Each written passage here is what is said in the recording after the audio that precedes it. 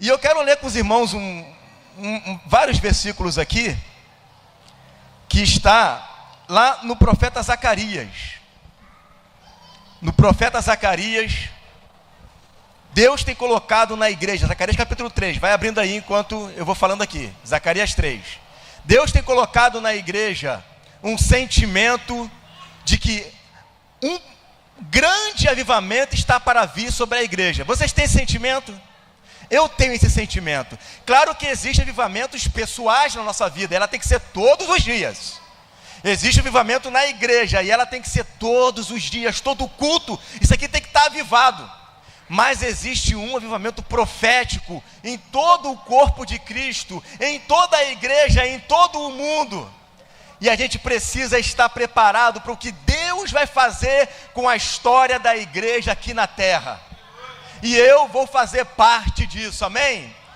Vamos abrir lá em Zacarias, já estão abertos, né? Já abriram? Zacarias capítulo 3, tem que pregar aqui, ficar olhando no relógio ali, mas o Senhor vai dar graça em nome de Jesus, né? Eu vou ler o versículo e a gente vai explicando, para a gente ganhar tempo, tá bom? Vamos lá, ó, versículo 1. Deus me mostrou o sumo sacerdote Josué, o qual estava diante do anjo do Senhor, e Satanás, a mão direita dele, para se lhe opor. Mas o Senhor disse a Satanás: o Senhor te repreende, ó Satanás. Sim, o Senhor que escolheu a Jerusalém te repreende. Não é este o tição tirado do fogo? Só uma pausa aqui, depois a gente continua. A Bíblia não conta muitos detalhes sobre esse sumo sacerdote Josué. São poucos detalhes, mas algumas coisas a gente já entende aqui nesse versículo. Número 1, ele era a maior autoridade espiritual de Israel, um sumo sacerdote. Não era um qualquer levita, ou um grande guerreiro da tribo dos gaditas, né? Homens de guerra. Ele era o sumo sacerdote. E mesmo ele sendo um sumo sacerdote, aquele que tinha que guardar a palavra, aquele que tinha que ensinar o caminho, aquele que tinha que ser o exemplo de homem de Deus, o homem mais avivado ali de Israel, ele estava em pecado. Ele estava no erro. A gente está falando aqui de avivamento. Avivamento não vem se tiver pecado. Avivamento vem se está em santidade. E ali estava o sumo sacerdote. Você percebe que isso independe se a pessoa tem um cargo, tem um título, se a pessoa ela é pastor, se ele é bispo, não importa, a santidade é para todos. E se esse homem de Deus, ou se essa mulher de Deus não vigiar, vai ter alguém se opondo contra essa pessoa. Então ela precisa estar com a sua vida no altar. Nós podemos até enganar uns aos outros, podemos até viver uma vida de dulidade, de duplicidade, enganando aqueles olhos que nos veem na carne, mas a Deus ninguém engana. Os olhos de Deus estão em todo lugar, contemplando bons e maus. Contemplando bons e maus. Ele entra lá no interior e ele enxerga quem realmente você é. Por isso que nós temos que ter uma vida de santidade, de temor, principalmente aquele que é liderança. Porque aquele que é liderança, se ele não vigiar e cair, arrasta um monte com ele. E o sumo sacerdote sabia dessa responsabilidade. Ele era um sumo sacerdote de Israel, ele conhecia das leis, mas aí ele estava em pecado. E a Bíblia fala em Tiago capítulo 4, versículo 4, diz que todo aquele que se constitui-se amigo do mundo, constitui-se inimigo de Deus. Ou não tenhais cuidado no que diz as Escrituras, em que o Espírito em quem vós habita tem ciúmes. Ou você é todo de Deus, ou você não é nada de Deus. Não tem meio termo, não tem 50% crente, 60% crente. Você é todo do Senhor, 100% dele, propriedade exclusiva do Senhor, e não um pouco dele. Por que me diz Senhor, Senhor, e não faz aquilo que eu vos mando? O sumo sacerdote, apesar da unção que estava sobre esse sumo sacerdote, Satanás estava acusando o pecado dele. Só que o anjo do Senhor estava ali para defender o sumo sacerdote. Estava ali para defender, e Deus estava olhando o coração daquele sumo sacerdote. Estava olhando para ele. E olha a palavra de ordem que esse anjo diz: mas o Senhor disse a Satanás: o Senhor te repreende, ó Satanás, sim, o Senhor que escolheu a Jerusalém te repreende. E o Senhor está à nossa defesa. A Bíblia diz: um coração quebrantado e contrito Deus não despreza. Deus não despreza. 7 vezes cairá o justo e não ficará prostrado, ainda que ele caia, eu sustentarei com a minha mão poderosa. Errou, caiu, pecou, se arrepende. Arrependei-vos, porque é chegado o reino dos céus. Se arrepende, uma metanoia, uma mudança de mente, uma mudança de comportamento. Deus está olhando lá no coração do sumo sacerdote, está dizendo: ele pecou, ele errou, ele falhou, mas ele tem um coração quebrantado, ele tem um coração contrito. Então Satanás está repreendido. Você está repreendido. E diz assim: não é este um tição, versículo, finalzinho do versículo 2, ó, não é este um tição tirado do fogo? Como se fosse uma brasa, né? Uma brasa tirada do fogo, uma brasa passado pelo fogo, pela minha prova. Ele um dia foi um filho aprovado. Eu aprovei ele para que ele estivesse nessa posição. Ele errou, mas não importa. Ele tem um coração quebrantado e ele é um escolhido meu. Ele é um escolhido meu. Eu escolhi Jerusalém, eu escolhi o sumo sacerdote. Foi eu quem tirei ele da brasa. Ele é uma brasa do fogo. Foi eu quem tirei. Ele é um tição tirado do fogo. Ele não apareceu aqui à toa. Ele não caiu aqui de paraquedas. Ele não chegou aqui de qualquer jeito. Ele foi aprovado para estar aqui. Ele foi aprovado. E por ser aprovado, eu estou dando mais uma chance para ele, porque eu estou vendo o coração. Ele é um tição tirado do fogo. Então vem cá, Josué. Aí chama ele, ora, Josué, trajado de vestes sujas, estava diante do anjo. Verso 4: tomou este a palavra e disse aos que estavam diante dele: tirai-lhe as vestes sujas. A Josué disse: eis que tenho feito que passe de ti a tua iniquidade, e te vestirei de finos trajes. Eu perdoei os seus pecados. Eu perdoei os seus pecados. Tira a veste suja e coloca uma veste limpa, uma veste pura. Veste tem a ver com comportamento. A Bíblia fala em Mateus capítulo 5, versículo 8: bem-aventurados os limpos de coração, porque eles verão a Deus. Limpo de coração é aquele que tem um coração puro, um coração transformado. E por que a Bíblia fala que tem que ser o coração? Nós, né, temos a cultura de, quando fala assim, coloca a mão no coração, a gente coloca aqui, né? Tá certo, o coração está aqui mesmo. O coração está aqui. Mas biblicamente falando, o coração é aqui. E lendo o Senhor os pensamentos do coração deles, eu penso aqui. Porque é do coração que procede o quê? Os maus pensamentos: roubo, adultério, prostituição, calúnia, blasfêmia, falso testemunho. É aqui. Então, na Bíblia, quando a Bíblia fala para guardar o coração, porque delas procedem as fontes da vida, o coração é aqui. É na nossa mente, é aqui que o Espírito Santo trabalha. É no meu pensamento. E aí eu pergunto: aonde está o nosso pensamento? Aonde está depositado aquilo que eu estou meditando? Aonde está aquilo que ocupa o meu tempo? Filipenses 4:8 vai dizer: mais amados, tudo que é puro, tudo que é justo, tudo que é amável, tudo que é de boa fama, se alguma virtude existe, se alguma coisa boa nisso existe, isto ocupe o vosso pensamento. um pensamento ocupado com as coisas de Deus. O sumo sacerdote não estava ocupando a mente com as coisas divinas, por isso ele caiu em pecado.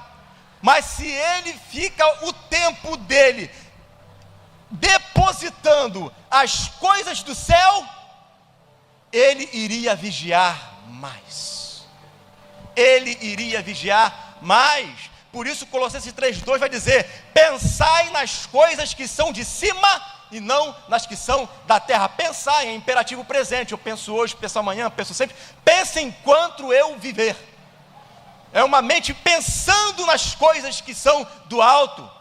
O Salmo capítulo 1 vai falar sobre isso. Bem-aventurado o varão que não anda segundo o conselho dos ímpios, não se detém no caminho dos pecadores e nem se assenta na roda dos escarnecedores, mas antes tem o seu prazer na lei do Senhor, e na sua lei medita de dia e de noite. Pois será como uma árvore frondosa, cujas folhas não caem, e dá o seu fruto na estação própria, plantada junto a ribeiros de água, e tudo quanto fizer, prosperará. Prosperará. Assim é a vida de um sacerdote que tem a mente ocupada nas coisas de Cristo, nas coisas do alto. Ocupe a sua mente com a palavra. Está me faltando fé, está me faltando tanta fé. Romanos 10:17. A fé vem pelo e ouvir a palavra. Se você ocupar a sua mente com a palavra, você vai ser um homem cheio de fé. Cheio de fé. Eu não estou sentindo mais paz. Olha como é que está o mundo. Olha como é que está, eu estou com uma ansiedade.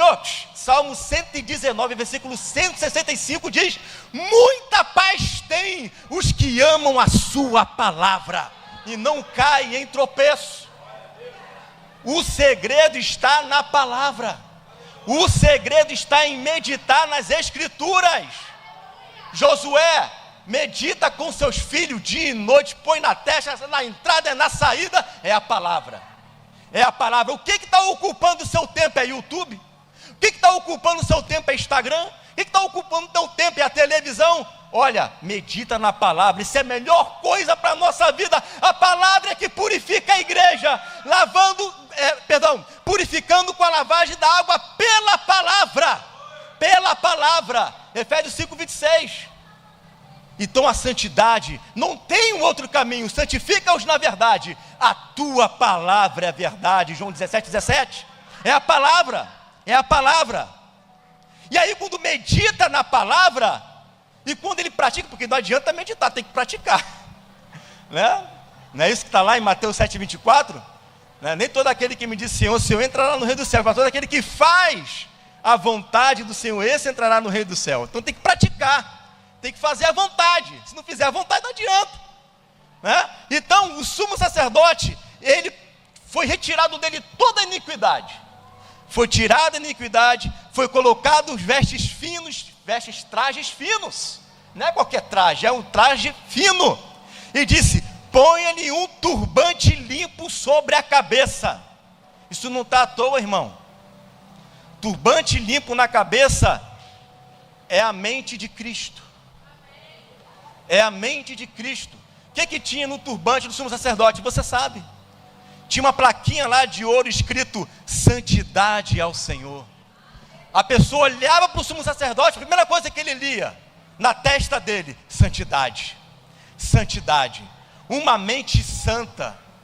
Como é santo aquele que vos chamou, sede santo em toda a vossa maneira de ser, porque escrito está: sede santo porque eu sou santo. Uma vida de santidade, uma vida de entrega, uma vida de devocional, uma vida de busca. Se a igreja viver isso, nós vamos viver o maior avivamento de toda a história da humanidade. De toda a história da humanidade.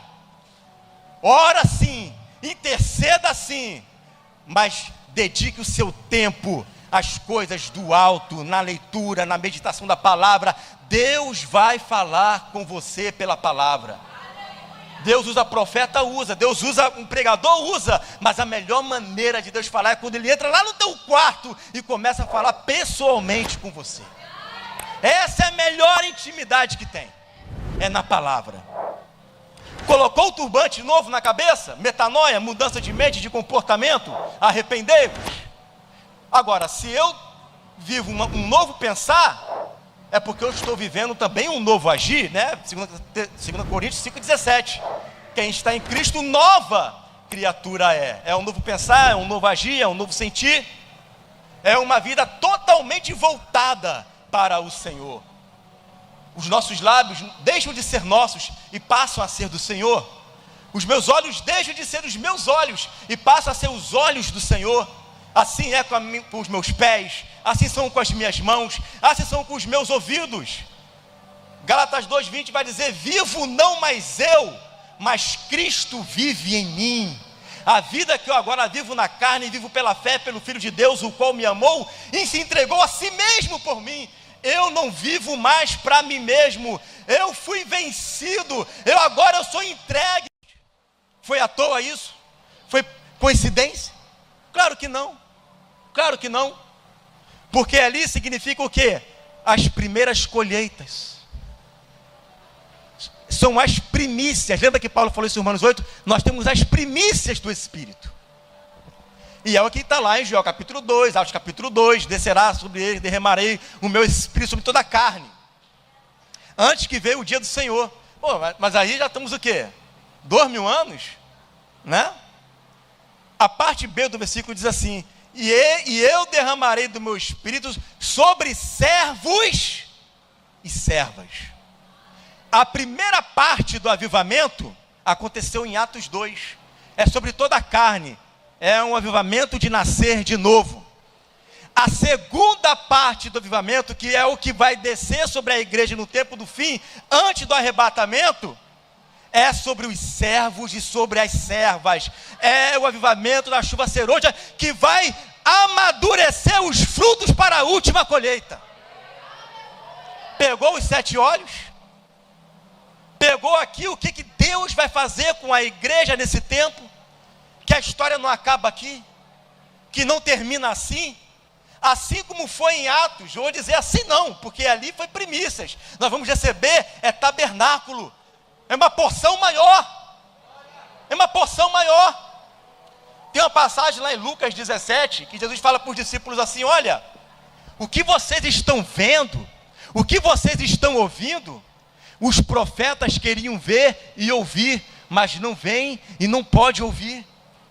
Vocês são bem-aventurados. Aí Jesus chega para eles, lá em Lucas capítulo 10, vai dizer assim: olha, vão chegar dias, em um dos dias do Filho do Homem, o texto está bem claro, dizendo assim: e ele virou-se para os discípulos e disse: vão chegar dias de um dos filhos do homem, em que vocês desejariam estar lá e não estarão. Que dias são esses? Que dias são esses? Não é arrebatamento, que eles vão estar lá no arrebatamento, amém? Eu creio que eles vão estar lá. Mas que dias são esses que eles vão desejar estar e não estarão? São dias em que a igreja vai viver um avivamento que nem eles viveram. Nem eles viveram. Amém? Você acredita nisso que eu estou pregando? A fé vem pelo ouvir. Nem eles viveram. Jesus disse assim em João capítulo 14: aquele que crer em mim, farão as mesmas obras que eu fiz, e maiores ainda farão. Qual foi o homem aqui na terra que fez as mesmas obras de Jesus? João vai dizer que se fosse escrevendo os livros do mundo inteiro, o que Jesus fez, não caberia. Então daqui você já pode ter uma ideia do estrago no império das trevas que a igreja vai proporcionar no tempo do fim. Nós vamos trazer o reino de Deus. Nós vamos preparar o caminho do Senhor. Nós vamos endireitar as veredas. E quando a igreja viver esse avivamento, o que é impossível para muitos, que para mim não é impossível, Jesus falou em João capítulo 17, para que todos sejam um, assim como eu e o Pai somos um, para que eles sejam um e nós perfeitos em unidade, para que o mundo creia que tu me enviaste. Quando que o mundo vai crer que Jesus foi enviado? Quando esse avivamento vier e unir a igreja em todo o planeta. a igreja vivendo um avivamento que nunca aconteceu na história, isso vai trazer Jesus de volta, porque ele vai voltar para uma igreja ataviada, pronta, preparada, uma igreja vestida de linho finíssimo, puro e resplandecente, que são as obras dos justos. Esse avivamento eu não quero perder. Esse avivamento eu não quero perder. Por isso eu preciso mudar as minhas vestes.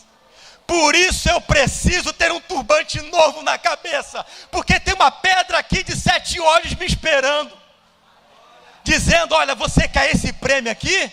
Então se santifica agora, busca agora, se entrega agora, se rende agora. Seja vencido por mim, e eu vou fazer você andar como um pequeno Cristo aqui na terra. E aí nós vamos cumprir aquela agenda de Mateus 10:10. Quando vocês forem pregando, de 2 em 2, dá vista aos cegos, façam os surdos ouvirem, façam os mudos falarem, faça os que estão coxos passem a andar, e ressuscite os mortos, e curem os leprosos. Curem os leprosos, e pregue o evangelho aos pobres. Eu quero cumprir a agenda do Senhor. Eu quero cumprir a agenda dele. Isso não é impossível, irmão. Se você crê, tudo é possível que crê. E eu creio nisso com toda a força do meu ser. Eu creio que quando impor as mãos, o cego vai ver, o surdo vai ouvir, o morto vai levantar, porque eu sou o dispenseiro dos mistérios de Deus. De fato, o reino de Deus já chegou. E por que que o reino de Deus chegou? Olha João Batista. Por que que o reino de Deus chegou, João Batista? Olha quantos milagres estão acontecendo. Isso é a prova de que o reino veio. E de fato, Deus vai restaurar a sua igreja. Deus vai restaurar, porque as portas do inferno não prevalecerão. Tem escândalo? Tem. Tem pessoas em pecado? Tem. Temos mau testemunhos? Temos. Temos heresias e apóstatas? Temos. Mas nós temos a promessa de que Jesus, ele vai restaurar todas as coisas antes da vinda dele. E ele vai. E ele vai. E eu me coloco aqui. Eu me coloco aqui como aquele que quero fazer parte desse avivamento. E eu vou fazer parte dessa chuva. Essa chuva que já está vindo. A chuva serôdia, a última chuva. A chuva que vai amadurecer os filhos de Deus para estarem prontos para a última colheita. A grande colheita. Vamos ficar de pé.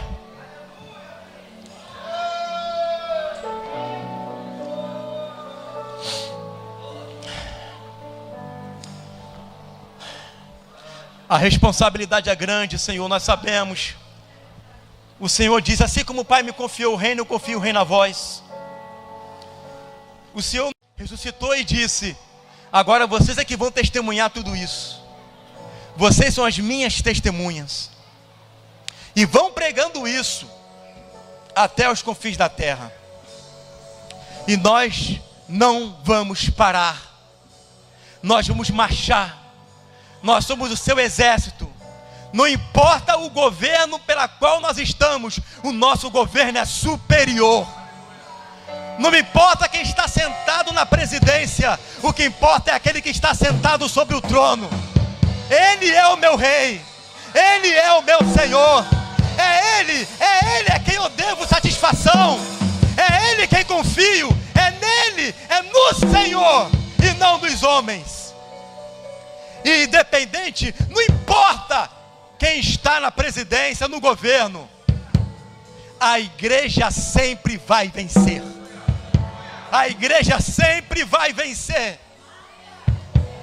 A igreja sempre vai vencer. Senhor, meu Deus e meu Pai, obrigado, Deus, por essa noite. Obrigado, Senhor, por essa palavra. É a tua palavra que está sendo pregada, Senhor. Na tua palavra tem vida. Na tua palavra tem cura. Na tua palavra tem despertamento. Na tua palavra tem avivamento. E ela nunca volta vazia, Senhor. Ela sempre faz o que lhe apraz. enquanto essa palavra foi pregada, eu sei que o Cristo foi sendo formado em cada um de nós aqui nesse lugar. A fé foi renovada. E quem estava fraco pode dizer: eu sou forte. Eu sou forte. O Espírito que está dentro de nós não é de covardia, mas de ousadia.